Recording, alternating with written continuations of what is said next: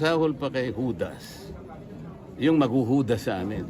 So, nakonsensya si Senator Mix kaya Huwag na kayo magbanggit ng kung sino. Sinabi ko lang yun sa grupo namin. Hindi namin kagrupo si Senator Mix.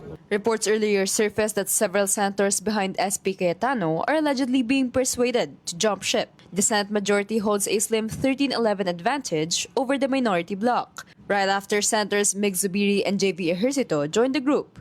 The two previously identified as independents, even abstaining from the May 11 vote that ousted then Senate President Tito Soto. For the Senate coup to succeed, at least 4 senators need to switch sides. Sources claim there are 4 Senate members who are willing to do so, provided that Senator Chiza Escudero returns as SP.